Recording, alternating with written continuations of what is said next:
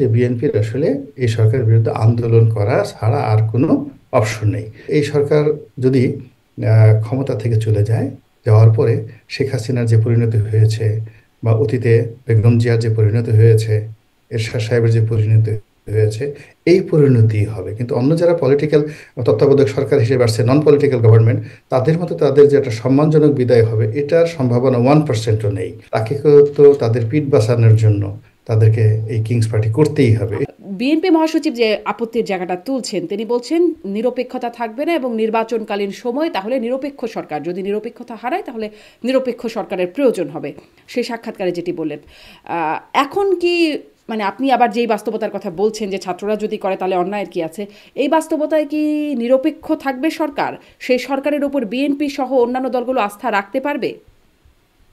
না, এই সরকার এখন নিরপেক্ষ নাই। এই সরকার প্রথমে প্রবলেমটা হয়ে গেছে যে সরকার যদি প্রথমে এসে বলতো যে আমরা আসছি একটা বিপ্লবের সরকার, আমরা একটা বিপ্লবী সরকার গঠন করব, আমরা আমাদের রাজনৈতিক দল গঠন করব এবং এই কাজ করার জন্য আমাদের 2 বছর 3 বছর 5 বছর সময় লাগবে, তোমরা পারলে আমাদেরকে কিছু একটা করো, হ্যাঁ পারলে আমাদেরকে ঠেকাও, নাহলে আমরা এই কাজগুলো করব, তখন এক ধরনের পরিবেশ সৃষ্টি হতো। কিন্তু এই সরকার যে কাজটি করেছে, প্রথমে এসে আমাদেরকে ভালো ভালো কথা বলেছেন যে আমরা এটা করব ওটা করব, বাংলাদেশকে পরিবর্তন করব, সংস্কার করব, অতীতে যা কিছু হয়েছে আমরা রিসেট বাটন চাপ দিয়ে অতীতের কিংস পার্টি করেছে ওটা ভুল, অতীতের এই তথ্য করেছে এটা ভুল, সব কিছু করে আমাদের একটা স্বপ্ন দেখেছে, প্রেম দেখিয়েছে, ভালোবাসা দেখিয়েছে। আমরা এটা লন্ডন আমেরিকার মতো একটা উন্নত সভ্য সমাজ আমরা কল্পনা করেছি। আমাদের বাংলাদেশের অতীতের যে যে ভুলগুলো হয়েছিল, সেই ভুলগুলো থেকে আমরা বের হয়ে আসার জন্য আমাদের জনগণ স্বপ্ন দেখেছিল। এখন যে বাস্তবতা, সেই বাস্তবতা হলো যে আমরা তো সেই যেই লাউ সেই কদু, আগে যেটা হয়েছে সেটাই তো হচ্ছে।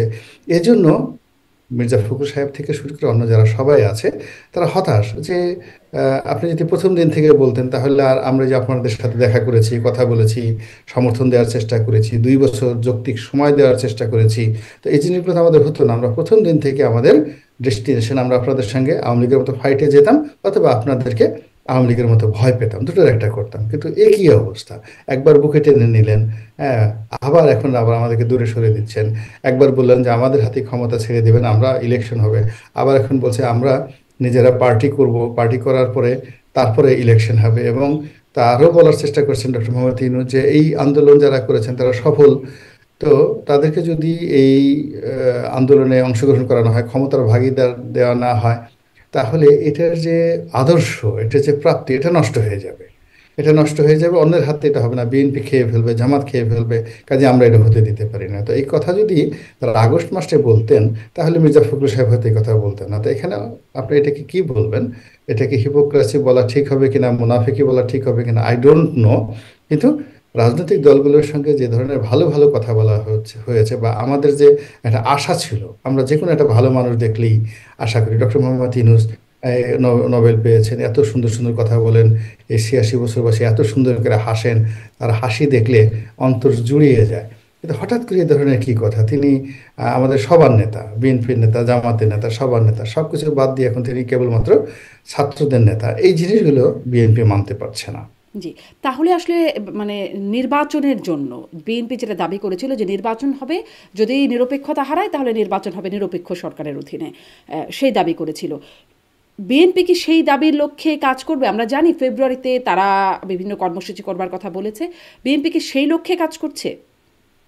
বিএনপি সেই লক্ষ্যে কাজ করছে কিনা আমি জানি না, আমি তো বিএনপির নীতি নির্ধারণী কেউ নই। আহ, এবং আমি জাস্ট আওয়ামী লীগ থেকে বিএনপিতে এসেছিলাম নির্বাচন করার জন্য, নির্বাচন করেছি, ওই নির্বাচন পর্যন্তই আছি। আগামীতে যদি নির্বাচন হয় তখন আমি সিদ্ধান্ত নেব যে বিএনপির মনোনয়ন চাইবো কি চাইবো না, ইলেকশন করবে কি করবো না। ফলে আমি যে দৃষ্টিতে দেখি সেটা হলো, একজন সাধারণ জনগণ হিসেবে, রাজনৈতিক পর্যবেক্ষক বা বিশ্লেষক হিসেবে যে জিনিসটা দেখি, তাতে আমার অনুভূত হয় যে বিএনপির আসলে এই সরকারের বিরুদ্ধে আন্দোলন করা ছাড়া আর কোনো অপশন নেই, তাকে সরাসরি আন্দোলনে যেতে হবে। জি। দ্বিতীয়ত হলো, এই সরকারেরও কিংস পার্টি করা ছাড়া তাদেরকে, তাদের হাতে কোনো অপশন নেই, এইটা পয়েন্ট অফ নো রিটার্নে চলে গেছে। এই সরকার খুব ভালো করে বুঝে গেছে যে এখন যদি নির্বাচন হয় বিএনপি 100% চলে আসবে।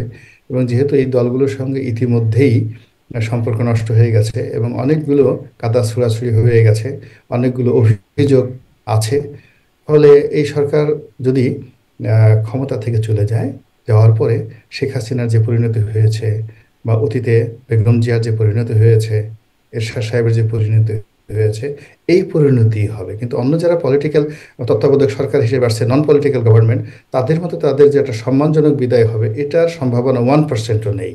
তো যেহেতু এরকম একটা পরিবেশ পরিস্থিতি তৈরি হয়ে গেছে, হয়ে যাওয়ার কারণে তাকে তো তাদের পিঠ বাঁচানোর জন্য তাদেরকে এই কিংস পার্টি করতেই হবে।